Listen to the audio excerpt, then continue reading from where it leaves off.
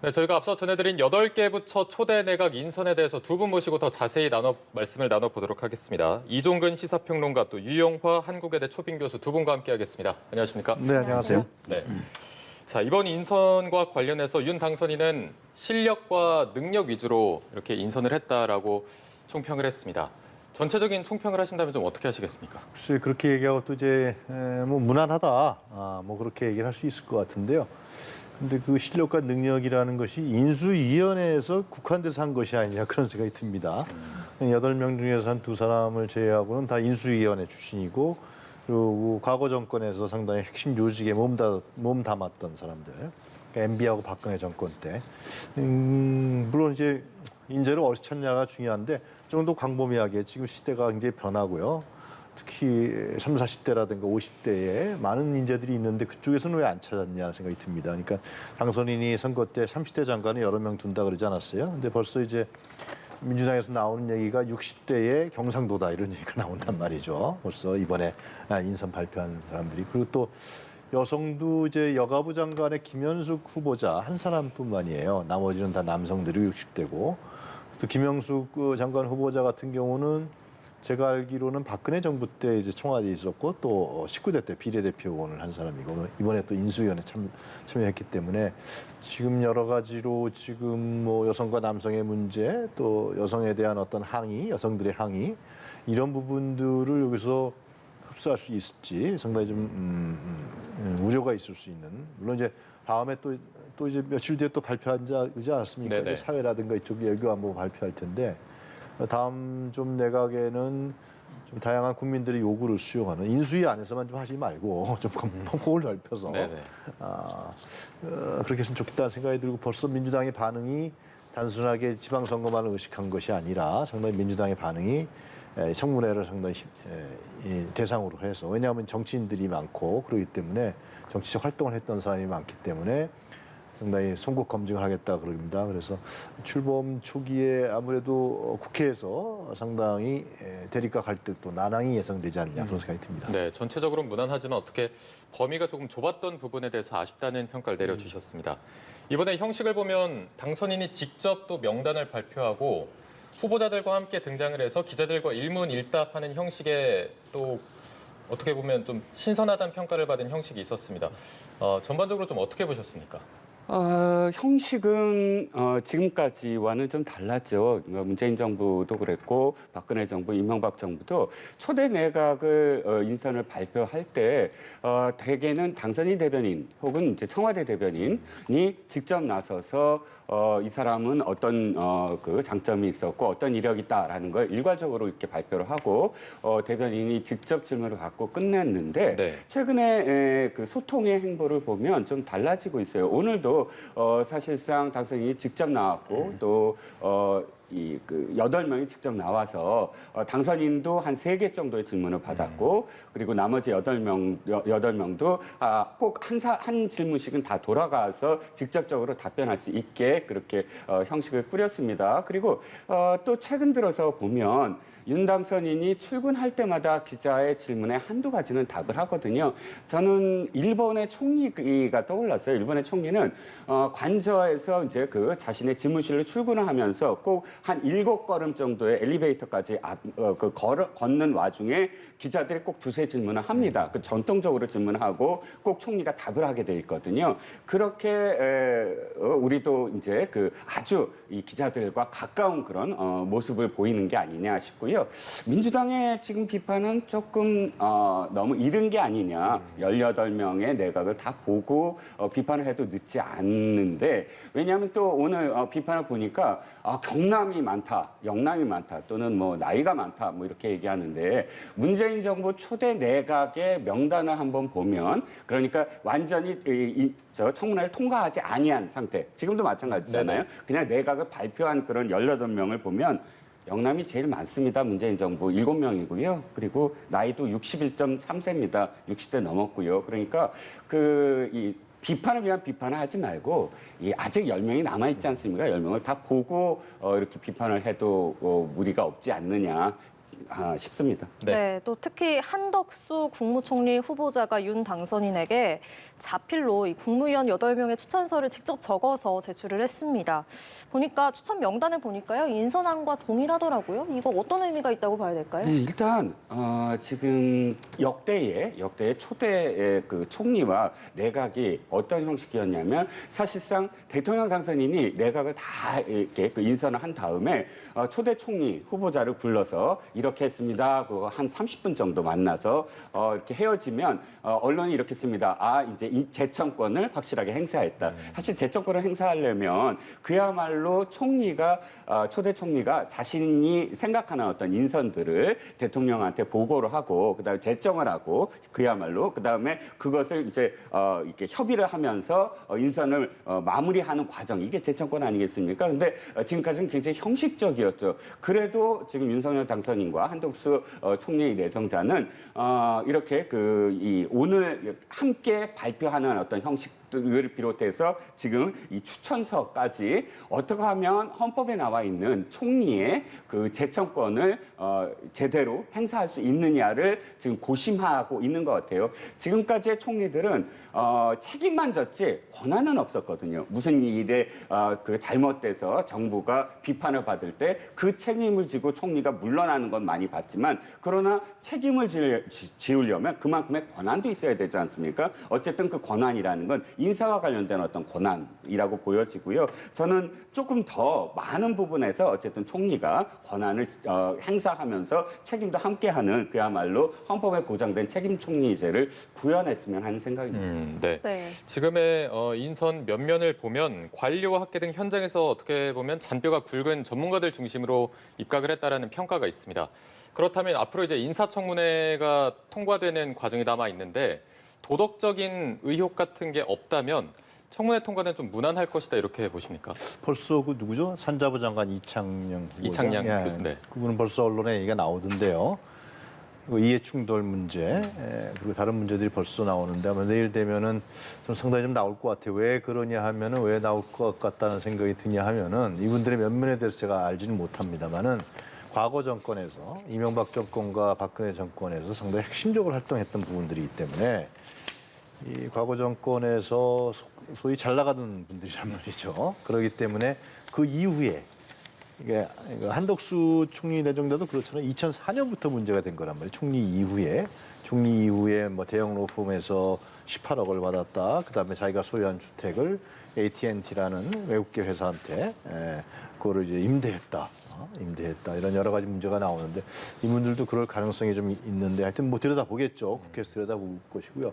저는 이제 꼭 얘기해 드릴 수 있는 부분은 이런 문제가 있는 것 같아요. 이제 당선인이나 당선인 측에서는 무난하다, 전문성이 있다라고 얘기합니다만은 과연 이 선거가 이 초대 정부에서 내각을 꾸릴 때는 선거에서 결과를 반영하는 것이 국민의 의사와 요구를 반영하는 거거든요, 실제로. 그래야만 국민의 지지를 받는 것이고 그 정부가 무난하고 통합적으로 합리적으로 탄생하는 축복받는 박수받는 정부가 되는데 우리 이번 대통령 선거는 하여튼 그런 평이 많았잖아요. 하여튼 가장 역대 비호감 선거였다. 최악의 뭐 투표를 할 수밖에 없었다. 그러면서 더 나타난 현상이 뭐였냐면은 이 세대별, 그죠? 성별, 지역별 이러한 그 격차들이 굉장히 나타났단 말이에요. 세대별로 다 달랐고 뭐 20, 30대는 누구가 지지율이 많고 30, 40대는 누가 많고 또 60대 이상은 누가 많고 그리고 성별로도 이번에 2대남, 2대녀 오면서 여성들이 예를 들면 이재명 후보를 많이 지지하고 또 2대남의 젊은 남성들이 윤석열 후보를 지지하고 이랬단 말이죠. 또 60대 이상은 거의 뭐 60%가 윤석열 후보를 지지, 반면 40대나 50대는 안 그랬고.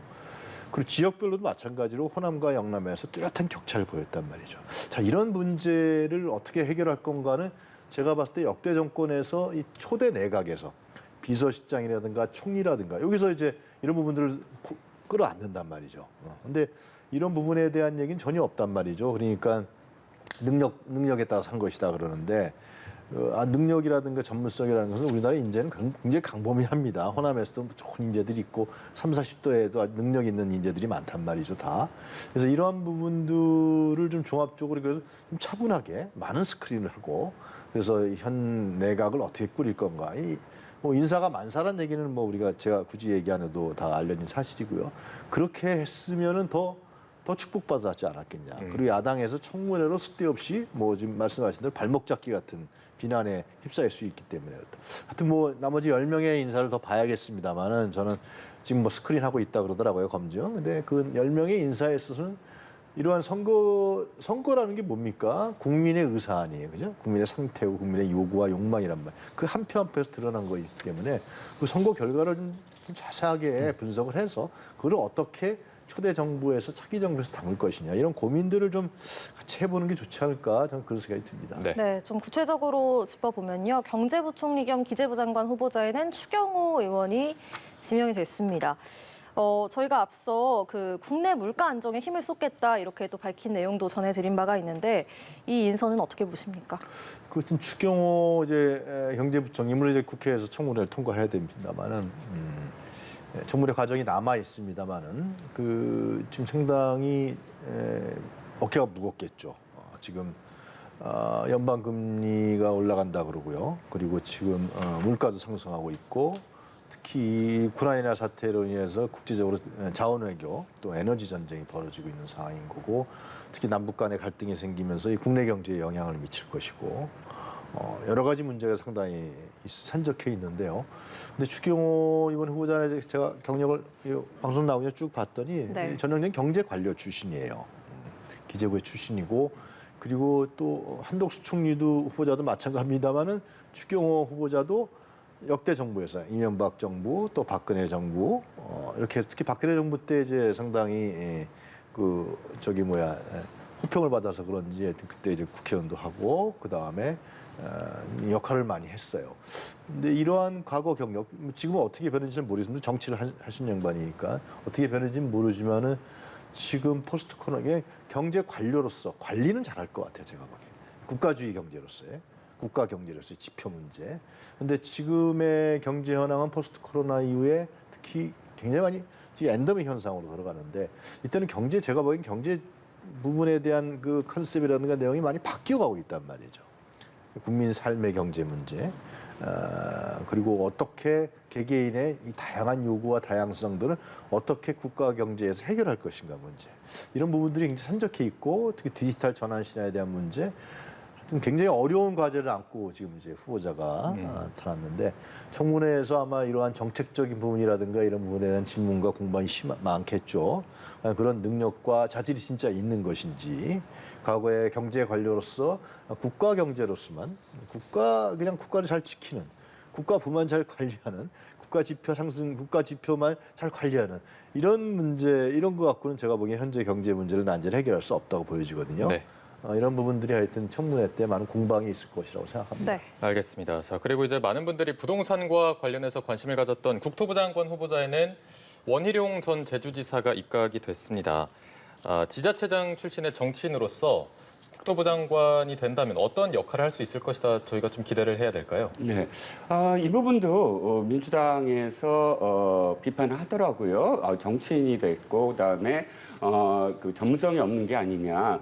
근데 그것도 사실 되돌아보면 문재인 정부의 초대 국토교통부 장관이 김현미 의원이었습니다. 3선 의원이었고요. 이분이 특별히 대학교 때 전공도 그렇고 또 상임위는 국토위에 있었을 지언정 전문성이 있느냐라고 여쭙고 싶고 거꾸로 어떤 진영의 민주당이든 아니면 국민의힘이든 지자체장은 부동산과 건설 문제가 거의 30%, 40% 이상을 차지하고요. 광역단체장일수록 또 중앙정부의 현안 중에 가장 큰 게 건설과 교통 쪽이 많아요. 거기서 무엇인가를 따내야 되고 또 협의를 해야 되고 지금 원희룡 제주지사 7년 동안만 하더라도 부동산 가격 상승이라든지 난개발 문제라든지 이런 것들을 직접적으로 해결하기 위해서 농지기능 관리 강화 또는 환경자원 총량 관리 뭐 이런 정책들을 펼치면서 취임 이후에 그 이전 지사가 와 비교했을 때 대형 난개발이 61%가 줄어들었다라는 기록도 있어요. 그만큼 부동산과 건설과 관련해서 지자체장, 광역지자체장이 모른다는 건 그건 사실 있을 수가 없는 일이고요. 그만큼 어떤 역량이 저는 충분하다고 보고 뭐 다른 부분도 사실 조금 제가 덧붙이면 추경호 장관 내정자라든지 혹은 이창양 산업자원통상부 장관 내정자라든지 이분들의 경력을 사실 되돌아보면 왜 이분들을 지금 내정했는지가 좀 나와요. 이 두 사람 모두 한 사람은 산업자원부 공무원이었을 때, 한 사람은 기재부 공무원이었을 때 각각 우리나라가 가장 힘들었을 때 실무를 맡았었어요. 추경호 장관 내정자만 하더라도 서브프라임 모기지 사건 때 금융정책 과장을 맡으면서 대응팀의 실무를 맡았어요. 그리고 이창양 산업자원통상부 장관 내정자의 경우도 IMF 시절 때 대통령 비상대책 전문위원이었어요. 즉 이렇게 가장 어려운 시기, 외환위기라든지 혹은 뭐 서브프라임 모기지 사태라든지 이런 시대 때 실무를 맡았던 사람들을 굳이 왜 했겠습니까? 지금의 상황이 엔데믹 상황도 포함해서 우크라이나 사태로 인한 글로벌 공급망 위축을 포함해서 또 과기부 장관의 이종호 내정자 같은 경우는 우리나라에서 가장 뛰어난 반도체 전문가거든요. 근데 지금 현재 반도체가 전략자원화하고 있어요. 즉 경제 안보의 가장 위기 상황에서 적절한 사람이 누구냐라는 걸 물어봤을 때 이 세 사람이 가장 적절하다라고 판단을 했다라는 것이에요. 네. 그래서 네. 실무라든지 능력이라든지 위기 관리의 안정성이라든지 이런 부분에 있어서 정책을 좀 봐달라라는 그런 지금 그 주문을 당선인이 하고 있는 게 아닌가 싶습니다. 네, 네. 능력과 실력 위주의 인사였다. 이렇게 구체적으로 좀 짚어주신 것 같습니다. 주제를 저희가 좀 돌려서요. 윤 당선인이 모레 오후에 박 전 대통령을 만납니다. 대구 달성에 있는 박 전 대통령 사저를 직접 찾는다고 하는데요. 취임식 참석을 요청할 것으로 지금 전망이 또 되고 있는데 두 사람의 관계 어떻게 앞으로 흘러갈 거라고 보십니까? 일단 한 번은 만나야 되지 않느냐. 뭐 두 번, 세 번은 만나서 무슨 뭐 사자정시다 이런 의미를 덧붙이는 건 그때 가봐야 하는 것이고 중요한 건 어쨌든 지금 구원이라는 게 있지 않겠습니까? 네. 박근혜 대통령의 탄핵이 직접적인 어떤 계기가 되진 않았어요. 왜냐하면 수사를 맡게 된 거는 이미 국회에서 탄핵 소추가 다 끝난 다음에 수사를 시작했거든요. 그래서 뭐 탄핵 일부에서 얘기하는 탄핵 소추에 무슨 빌미를 주는 건 아니고요. 순서상 국회에서 먼저 소추를 했고 그다음에 특검팀이 시작이 돼서 수사가 시작이 된 것이고 물론 지금 4년 동안 거의 5년 가까운 시간 동안 영화의 몸으로 그렇게 이 감옥 생활을 하게 한 건 직접적인 계기가 됐죠. 수사의 결과물이기 때문에 그렇기 때문에 어찌됐든 박근혜 전 대통령을 초청을 하면서 직접 만나서 초청을 하면서 자신의 어떤 그 수사에 대해서 내가 얼만큼 검사로서 열심히 했다. 그렇지만 그 결과가 이렇게 나온 건 유감이다라는 이야기는 했지만 직접적으로 대면을 해서 그 소회를 밝히는 건 아마도 필요한 어떤 그런 이 통과 의례가 아니겠느냐 그런 의미에서 대구 지역 방문을 빌미로 해서 어쨌든 사저를 방문할 것으로 예상이 됩니다. 네, 네, 지금 알겠습니다. 박근혜 전 대통령의 존재가 대구시장 출마 문제와도 좀 관련이 있고요. 국민의힘 입장에서는 탄핵의 강을 건넜다 이런 평가를 받고 있는데 앞으로의 좀 관계를 저희가 어떻게 봐야 될까요? 그러니까 박근혜 전 대통령이 병원에서 나오자마자 대구 달성군의 그 사저에 딱 정치적인 어떤 배경과 함께 이제 진지를 구축한 것 같아요. 제가 봤을 때. 그러면서 유영아 지금 변호사 대구시장 출마를 선언한 사람의 동영상 저도 봤습니다만은 동영상에서 아주 적극적으로 추천을 하더라고요. 대구시장 우리 적극 추천하기 때문에 이건 결국 이제 박근혜 전 대통령이 정치를 하겠다는 거죠. 정치에 개입하겠다는 거거든요. 그런 측면에서 봤을 때 이 국민의힘 특히 윤석열 당선인의 정치적인 가장 중요한 기반인 TK에 이 박근혜 전 대통령이 딱 앉아 있단 말이죠. 근데 사실상 박근혜 전 대통령과 윤석열의 당선인 관계는 그렇게 매끄럽지 않습니다. 어떻게 보면 악연이라고 할 수 있죠. 특검 수사를 할 때 실제로 특검보로서 모든 걸 진두지휘한 윤석열 당신의 검사가 그 뇌물죄 부분을 사실상 추가한 거 아니에요? 그것이 결정적으로 박근혜 전 대통령을 기소하고 구속시키는데 결정적인 역할을 했단 말이죠. 검사로서 출중한 능력이 있었는지 모릅니다만은 그렇기 때문에 이 문제가 상당히 아무래도 이제 감정상으로 안 좋을 텐데 이 문제를 이제는 이제 윤석열 당선이 정치적으로 풀 수밖에 없는 상황이 된 거죠. 대구시장 문제가 생겼고 대구시장에 지금 김재원 특히 홍준표 의원이 나와 있단 말이죠. 그렇기 때문에 아마 만나게 되면은 만난다는 거는 특히 예방하는 거 아니에요? 제 표현이 어떨지 모르지만 찾아가는 거란 말이죠. 그러니까 대통령 이제 며칠 안 남은 사람이 전직 대통령으로서 특히 국정농단 사건으로 수사 구속됐던 사람을 찾아가는 거예요. 이건 사실 모양새가 그렇게 매끄러운 건 아닙니다. 그러나 하여튼 가겠다고 이제 발표하는 것은 결국은 박근혜 전 대통령과 정치적 관계를 형성할 수밖에 없는 상황이 된 거 아니냐. 저는 그렇게 판단합니다. 윤석열 당선인과 측근들이 그런 판단을 한 것이 아니냐. 네. 모양새는 그렇게 좋은 건 아니에요, 사실상. 근데 이제 가자니 안 간다니 이런 여러 가지 정치적 이해득실 관계를 따진 것 같은데 하여튼 만난다는 것은 상당히 정치적인 관계를 맺자라는 것이고 특히 대구시장 선거에 아마 윤석열 당선인이 박근혜 전 대통령을 만나는 거 이거는 상당히 영향을 미칠 겁니다. 유영하 변호사라든가 앞으로는 하여튼 박근혜 전 대통령이 사저 정치가 상당히 활발해지지 않을까 뭐 그런 저는 생각이 듭니다. 네, 알겠습니다. 네.